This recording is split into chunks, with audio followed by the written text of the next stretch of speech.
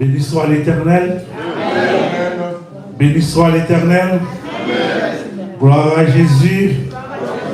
Gloire au Saint-Esprit de Dieu. Gloire au Saint-Esprit de Dieu. Amen.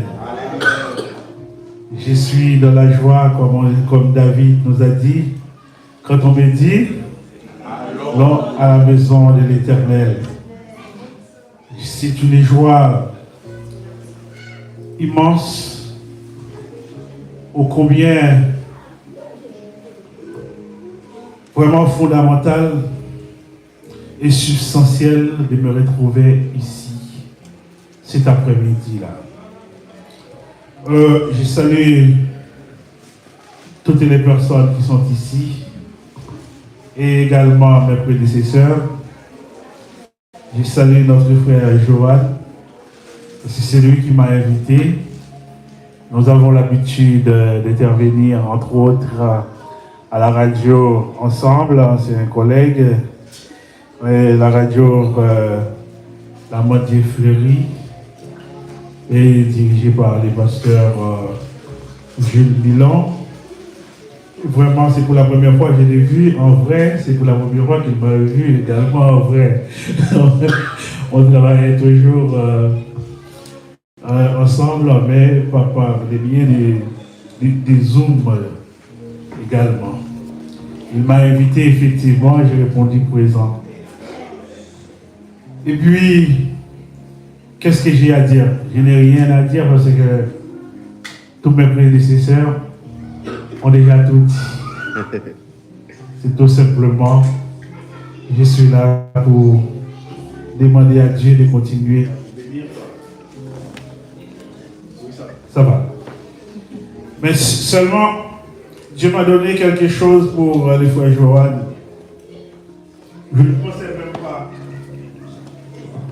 Je ne pensais même pas à lui. Merci beaucoup. Je ne pensais même pas à lui, mais Dieu a pensé à lui. Est-ce que vous voyez comment il est fidèle? Parce que hier soir, je voyais notre frère Johan dans ma vision. J'ai une voiture. Quand je voyais le frère Johan, j'ai dit au frère Johan, voici ma voiture, tu la prends, tu vas la conduire, c'est toi qui vas conduire, moi je vais me mettre à la porte d'avant là, et que moi je voyais dans les songes, Dieu m'a donné un grand bâton. Je l'avais dit, là où nous allons passer, nous allons trouver des adversaires. Nous allons trouver des opposants, mais nous serons vainqueurs.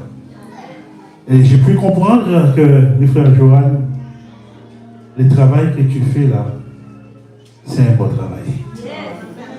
C'est un travail qui est béni par Dieu. Moi, comme dirait l'autre, le moi est haïssable. Dans ma vie, comme notre pasteur Franck venait de prêcher, moi je rigolais. Parce que c'est comme si je vois, lui c'est mon jumeau, quoi. Il était en train de raconter ma vie, ce qu'il a vécu. Moi je ne vais pas vous dire aujourd'hui, peut-être que je n'aurai pas le temps. Mais il était en train de me raconter ma vie, il était en train de parler de son frère, il dormait avec son frère. C'est pareil, c'est ce qui m'a permis d'être en France aujourd'hui. Parce que j'avais un seul frère, comme je vous ai dit, je ne vais pas témoigner, mais ils l'ont tué comme ça, et c'est ce qui m'a permis d'être en France, parce que Dieu a dit, tu ne peux pas rester au pays. Combien de gens qui venaient pour me tuer, ils ont ouvert leur Kalachnikov 3 fois sur moi, aucune cartouche ne pouvait m'atteindre. Quand il vous a dit Dieu est grand, vous voyez que Dieu est grand. Vous voyez que votre Dieu est grand. Et j'étais parti même quand je suis ici, parce que l'ennemi a voulu toujours me descendre à l'hôpital, il y avait tout simplement quelque chose de béni. Ah ben, ils m'ont opéré à mon insu, c'est-à-dire contre ma volonté. Ils m'ont coupé mon os iliaque gauche sans anesthésie. Sans anesthésie, en France. Entre dans la parole. Mais jusqu'à maintenant, je suis là. Par la gloire de Dieu. L'ennemi ne peut pas m'atteindre. Amen, amen, amen, amen, amen. Frère Joanne, je suis content et je suis dans la joie de m'avoir reçu et de m'avoir, franchement, de m'être invité. Je vais lire pour vous dans 1 Corinthiens 15, verset 55 au verset 58. C'est plus message textuel, c'est un enseignement.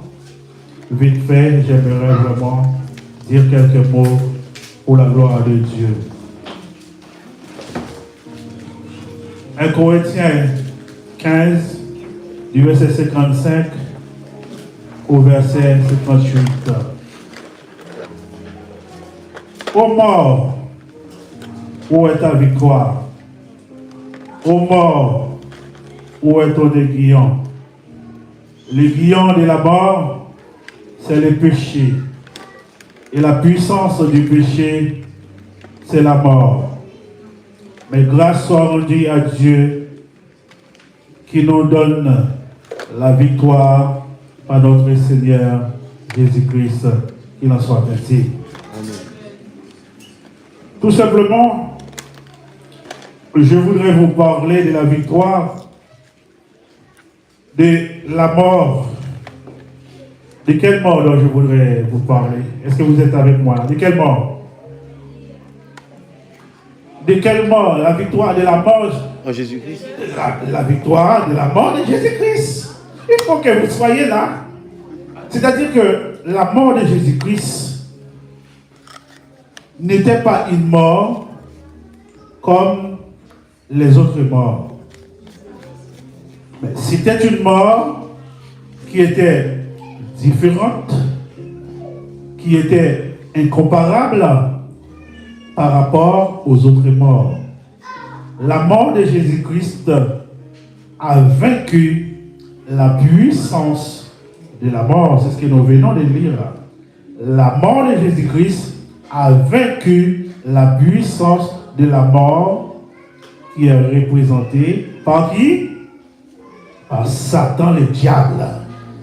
C'est Satan le diable qui est venu avec la mort. C'est-à-dire, préalablement, quand Dieu a créé l'homme, Dieu n'avait pas créé la mort. C'est le péché qui a créé la mort. C'est nous qui avons créé la mort, à savoir Adam et Ève. C'est bien eux qui ont créé la mort. Parce que Dieu n'avait pas créé l'homme pour que l'homme connaisse la mort. Dieu aime tellement l'homme. Dieu est omnibulé par l'homme. Dieu aime tellement l'homme. Mais l'homme, à cause de sa désobéissance, et le mot péché dont je parle là, tout à l'heure, je vais essayer de définir, je vais essayer de vous expliquer. Mais on pourrait même le remplacer, ce péché-là, par la désobéissance. Moi, je voudrais parler du Saint-Esprit aujourd'hui. Comme tous mes prédécesseurs, on parlerait du Saint-Esprit également. Mais Dieu a voulu à ce que moi, je puisse vous parler du péché et de la désobéissance. Assurément, je suis certain. Il y a quelqu'un parmi vous qui est dans la désobéissance. Je ne dirais pas dans le péché. Moi, j'étais dans la désobéissance moi-même. Et j'ai payé très cher la désobéissance. Et la désobéissance de nos, bon, on ne va pas dire de nos aïeux, mais de nos prédécesseurs Adam et Ève, ah ben, nous sommes les légataires de cette désobéissance. Mais grâce soit rendue à Dieu, il a enlevé ces vénins-là. Nous ne sommes plus héritiers de ces hommes-là, mais nous sommes tout simplement co-héritiers de qui? De Christ. Est-ce que vous êtes là? Amen. Si vous êtes co-héritier de Christ, applaudissez votre Dieu. Oui, oui. Amen, amen, amen, amen. C'est-à-dire que vous êtes co-héritier de quelqu'un, c'est comme si que votre père dispose d'un patrimoine ou d'une maison. Ah ben cette maison-là, vous êtes des indivisaires. Excusez-moi, j'emploie un mot qui est juridique. Indivisaire, c'est-à-dire vous avez une quote-part. Chaque personne, s'il y a 5 personnes, ah ben chaque personne dispose d'une quote-part. Ah ben ces biens-là, vous allez le partager en 5. Ah ben vous êtes co-héritiers de Christ, les mêmes avantages, les mêmes privilèges, les mêmes choses, le même amour, les mêmes sentiments, le même caractère que Christ possède, vous devriez également les posséder. Est-ce que vous êtes là? Vous êtes co-héritiers de Christ. On vous a parlé de 1 Corinthiens 15, verset 55, du verset 55 à 58. Les péchés. Le plan que je voulais développer, je n'aurai pas le temps de tout développer, mais je vais vous amorcer quelque chose. Le premier point que je voudrais voir, c'est le péché et son aiguillon. Et la puissance, deuxième point, c'est la puissance du péché, qui est la loi. Et troisième point, la mort de Jésus-Christ et la nôtre. Et quatrième point, la résurrection qui nous donne cette victoire spirituelle. Et cinquième point, la grâce donnée par Jésus-Christ qui a consolidé cette victoire pour vous et pour moi. Et le verset que je voudrais voir avec vous, c'est dans Genèse 2, versets 16 et 17. L'Éternel Dieu donna cet ordre à l'homme. Tu pourras manger de tous les arbres du jardin. Vous pouvez regarder, moi je vais continuer pour pouvoir vraiment marcher avec le temps. Tu pourras manger de tous les arbres du jardin, mais tu ne mangeras pas de l'arbre de la connaissance du bien et du mal. Car le jour où tu en mangeras, tu mourras. L'Éternel, quand il donna cet ordre-là à ces deux, entre autres Adam et Ève, cet ordre n'était pas assorti de conditions particulières. Cet ordre était sans condition. Comment on dit en anglais, to be or not to be. Amen. Être ou n'être pas. C'est apprendre ou à laisser. Mais pourtant, le serpent, qui était le plus rusé de tous les animaux des champs que l'Éternel Dieu avait fait, il dit à la femme, Dieu a-t-il réellement dit? Ah! Dieu a-t-il réellement dit? Et la femme va répondre pour dire, oui, Dieu a dit, vous ne mangerez pas de tous les arbres du jardin. Et nous pouvons manger du fruit des arbres du jardin, mais quant au fruit de l'arbre, oui, qui est au milieu du jardin, de la connaissance du bien et du mal, Dieu a dit, vous n'en mangerez point et vous ne toucherez point de peur que vous mouriez. C'est la femme qui a répondu cela quand Satan a posé la question, Dieu a-t-il réellement dit? Pourquoi d'après vous, Satan le diable a posé cette question? Il savait très bien que Dieu l'avait dit. C'est juste comme il est toujours les rusé afin de détourner la tête de ces enfants de Dieu, afin de pouvoir les conduire là où il souhaite que ces enfants arrivent. Moi, je voudrais vous dire quelque chose. Soyez intelligents. Le monde va vous présenter des choses incomparables, des choses qui sont très très très très belles, des choses on ne peut même pas expliquer. Qu'est-ce que le monde le plus souvent voit en vous? C'est parce que il voit votre étoile. Il voit votre salut. Il connaît ce qui vous attendra. Mais pour qu'il puisse avoir beaucoup de gens avec eux comme vous, des gens extrêmement importants, ils vont essayer de faire un travail encéphalique, un travail mental pour laver votre tête et que vous allez tomber vous-même dans ces pièges. Mais je vous invite à être intelligent. Ah ben, nos ancêtres n'étaient pas assez intelligents. S'ils étaient intelligents, ils resteraient sur leur position.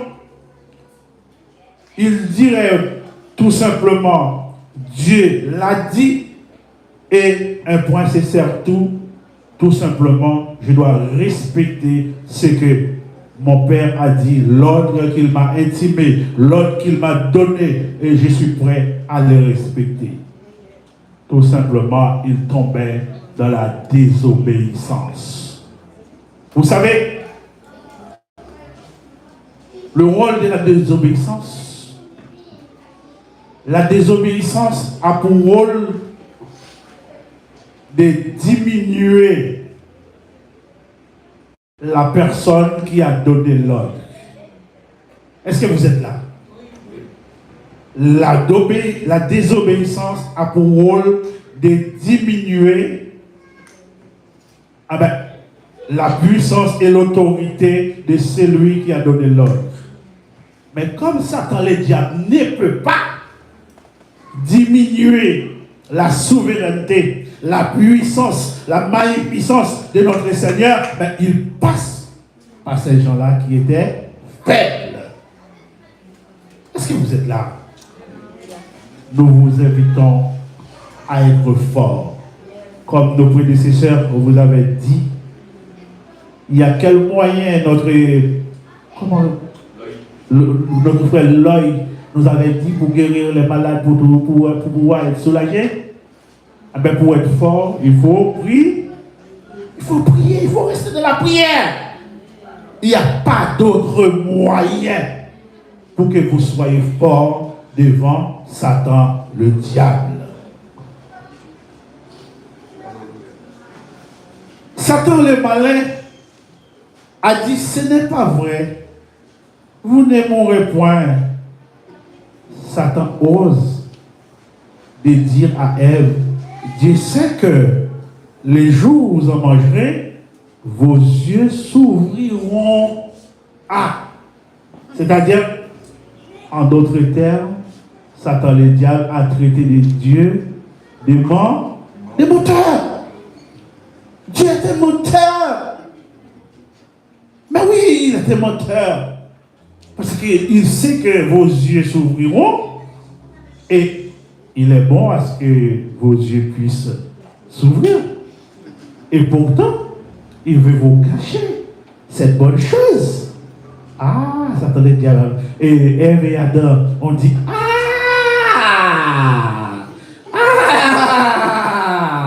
ce monsieur-là veut nous cacher des choses. Mais oui, il veut nous cacher des choses. Il ne veut pas qu'on voit. C'est manipulateur, c'est un de Dieu. Merci beaucoup. C'est voleur. C'est criminel. Je vais vous dire, pour ne pas oublier, vous savez pourquoi il l'a fait? Il l'a fait pour une seule et unique raison. Pour ma part, ça c'est mon exégèse. Pour ma part, il l'a fait pour défier Dieu, pour montrer à Dieu. Mais oui, j'étais avec toi dans le ciel. Tu m'as précipité. Tu as dit, j'étais pas bon. Et puis tu as fait une alliance avec l'homme. Je vais te démontrer s'ils ne sont pas les hommes, s'ils ne sont pas pires que moi. C'était pour l'unique raison, pour démontrer à Dieu que l'homme soit pire que Satan le diable. Et si souvent, excusez-moi, moi-même je suis là-dedans, hein, nous sommes pires que Satan le diable. Ah, c'est très grave ce que je dis là. Nous sommes pires que Satan le diable. Alléluia. Des choses que nous faisons des fois. Nous mettons au rébut, nous mettons de côté, nous oublions notre Dieu, nous oublions les sacrifices de la croix. Nous les reclouons à la croix. Mais, pourquoi nous sommes pires que Satan le diable? Mais, nous avons quelque chose qui est en nous, qui est supérieur à lui. Car lui, quand il avait commis les forfaits, Dieu l'avait précipité. Mais quand nous avons commis nos forfaits, Dieu a envoyé son Fils mort pour nous à la croix. C'est ça notre différence. Notre différence, eh bien, nous l'avons en Jésus-Christ. C'est pour cela, sans Jésus, comme Pasteur venait de nous dire, nous ne sommes rien. Applaudissez votre Dieu pour sa mort. Applaudissez votre Dieu. Applaudissez Jésus. Car c'est seulement lui qui nous a rendu vraiment juste. Maintenant, il faut savoir que vous êtes juste. Ah, tout à l'heure, je vous ai dit, vous êtes pire. Vous n'êtes plus pire. Vous êtes juste. Parce que vous avez été justifié par qui? Par Jésus-Christ. Ah, si vous êtes quelqu'un qui est justifié, c'est pour cela, je vous parle du péché. C'est juste pour vous rappeler de la chose antérieure. Tout simplement, de tout ce que Dieu, Jésus-Christ a fait pour vous. Il ne faut jamais oublier. C'est pour vous rappeler. Mais le péché n'a aucun pouvoir sur vous. Vous qui avez choisi Jésus-Christ comme votre maître et votre sauveur, le péché n'a aucun pouvoir sur vous. Parce que dans Colossiens, si ma mémoire est bonne, Colossiens 2, versets 13 et 14, il a dit qu'il a effacé l'acte dont les ordonnances vous condamnent à la croix. Ah, il l'a effacé. Il l'a effacé et il a cloué le péché. Il se faisait pécher pour qu'il soit cloué à la croix. C'est-à-dire, le péché n'a aucun pouvoir sur un chrétien. Si vous voyez un chrétien continuer à pécher, comme pasteur venait de dire, c'est qu'il n'est pas chrétien. Il n'est pas chrétien. Il n'est pas chrétien. Parce que si vous voulez avoir la puissance, si vous voulez avoir de l'onction, si vous voulez avoir de l'autorité sur Satan le diable, quand il vous voit, il doit être tombé contre vous, devant vous. Il faut que vous soyez fidèles. Je sais, c'est difficile. Ce que je suis en train de raconter là, c'est très, très, très difficile. Mais avec Jésus, rien n'est impossible. Amen. Rien n'est impossible pour ceux qui croient.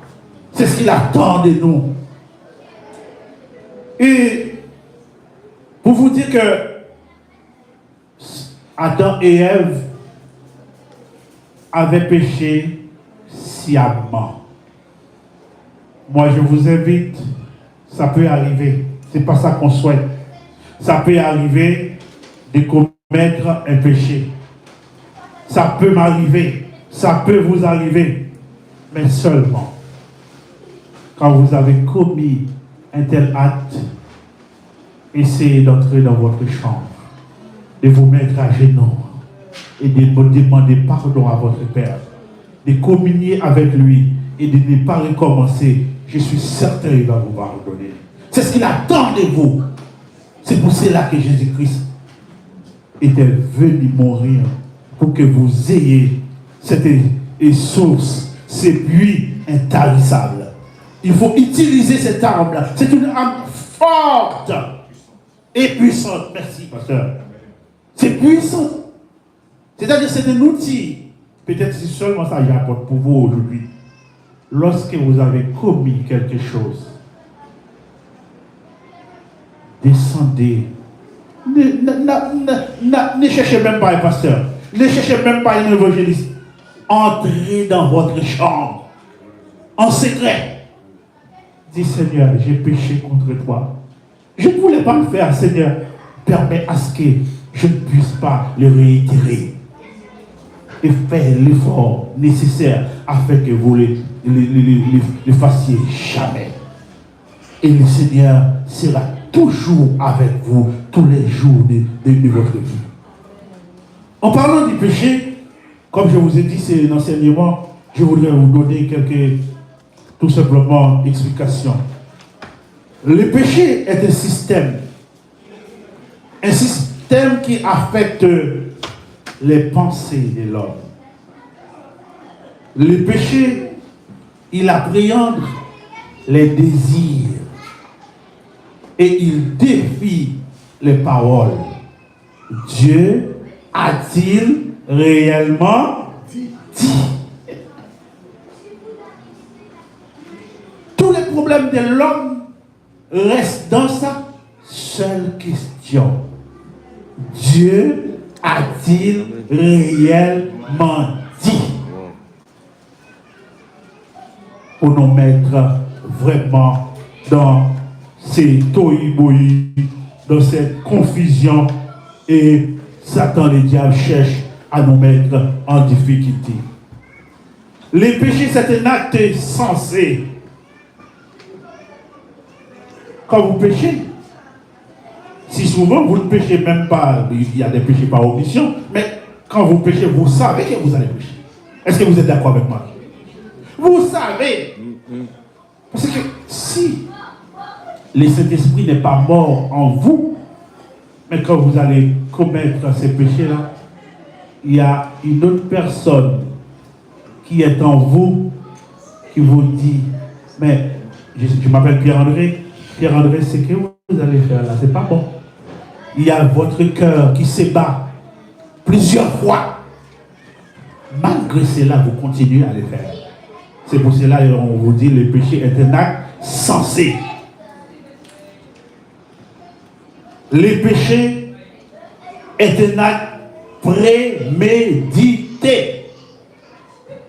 Si souvent, quand vous allez pécher, vous savez déjà préalablement que vous allez faire cet acte. Malgré cela, vous l'avez fait. Adam et Ève savaient. parce qu'ils avaient reçu l'ordre auquel qu'ils devraient y assujettir. Et malgré cela, ils avaient laissé tomber l'ordre de Dieu pour pouvoir épouser la parole du menteur. C'est une transgression, le péché, d'une ordonnance établie, notamment de Genèse 17, parce qu'il n'existe pas les péchés sans une ordonnance ou sans une loi. S'il n'y a pas, même en France, ils ont copié sur la Bible. Ils disent en droit pénal, non pénal, non sine lege. C'est-à-dire il n'y a pas de loi, il n'y a pas de peine sans loi. S'il n'y a pas la loi, il n'y a pas de peine. C'est la loi qui identifie la peine. C'est pour cela que vous conduisez, si vous conduisez une voiture, vous voyez que vous allez emprunter une route, vous regardez est-ce qu'il y a un panneau d'interdiction. Eh bien, s'il n'y a pas de panneau d'interdiction, on ne peut pas vous condamner parce qu'il n'y avait pas vraiment une loi qui matérialise votre infraction. Eh bien, c'est la Bible qui venait avec cela. Comme je n'aurai pas le temps, mais j'aurai le temps de vous expliquer cela. Je pense que ce n'est pas pour une première fois pour vous parler davantage, parce que ce que moi j'aime faire, c'est de l'enseignement. Toute ma vie, il ne faut pas me demander à prêcher. Je ne suis pas un prédicateur. Je suis un enseignant. C'est le don que Dieu me donne à enseigner, et toute ma vie, je ne fais que cela et je continue à le faire également. Et pour ne pas vous garder davantage, je vais vous dire que les péchés, c'est l'art de commettre. L'art de commettre, c'est-à-dire l'art de commettre du mal. Les péchés font mal. C'est l'art de commettre de l'iniquité, le mal. Oh my God. Oh. On vous avait dit, le péché est prémédité. Le péché, c'est un acte délibéré. C'est un acte délibéré qui englobe tout l'agir humain, ce qui a trait à une approche anthropologique, c'est-à-dire anthropos, on voit l'homme. C'est l'homme même. Est-ce que les bêtes ont l'habitude de pécher? Non. Les bêtes ne pêchent pas. C'est nous qui péchons. C'est une approche anthropologique. Parce que les bêtes n'ont pas la raison. Parce que le péché est un acte prémédité, est un acte délibéré. Les bêtes ne sont pas libres de leurs pensées. C'est nous qui les conduisons. Ils ne peuvent pas pécher. Et c'est nous qui désobéissons à notre Seigneur. Les animaux ne désobéissent jamais au Seigneur. Quand il y a des tremblements de terre, je ne sais pas si vous voyez ça, même dans les documentaires, le Seigneur met en ces bêtes-là, ah ben, si souvent des tsunamis, des tremblements de terre, les bêtes se déplacent. L'Éternel a dit, ok, il y aura un tremblement de terre ici.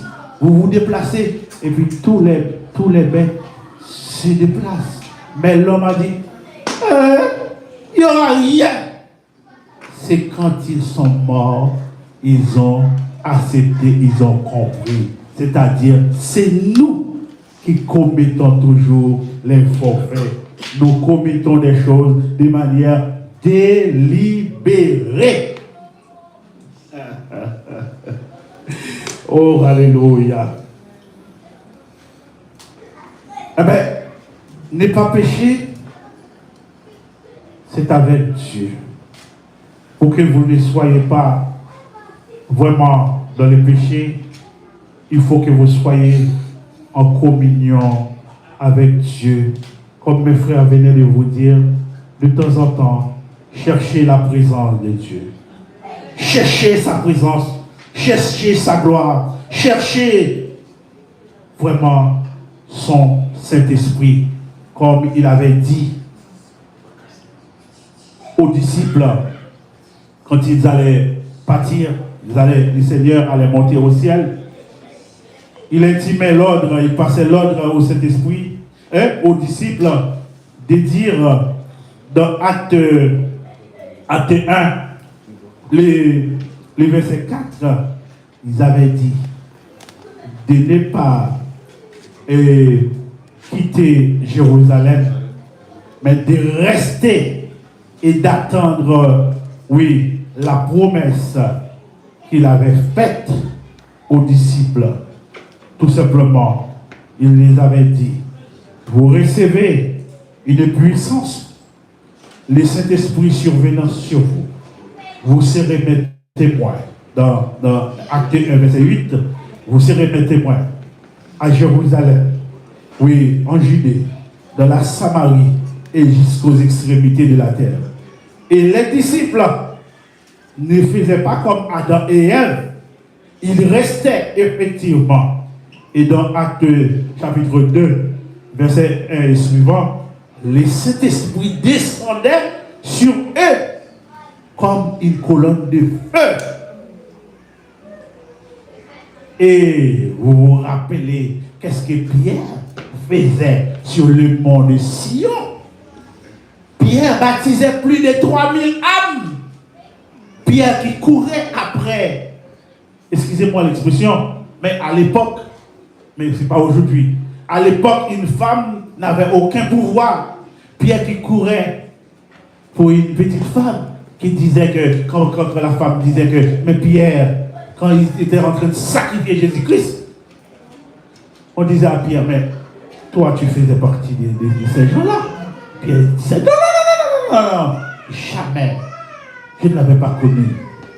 Mais c'est Pierre-là, quand il a reçu, quand il était revêtu de la puissance du Saint-Esprit, Pierre n'avait pas peur, même les chars de guerre. Il n'avait pas peur, même les kalachnikovs. Il n'avait peur de rien et de rien. Tout simplement, pour ne pas être trop long, je vous invite à faire confiance à votre Dieu.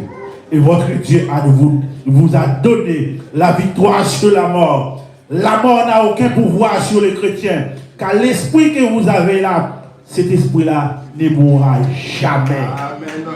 Car le Seigneur est déjà mort pour vous, mais vous serez victorieux et vous allez rencontrer votre Seigneur dans les airs. Qu'il soit ainsi pour vous.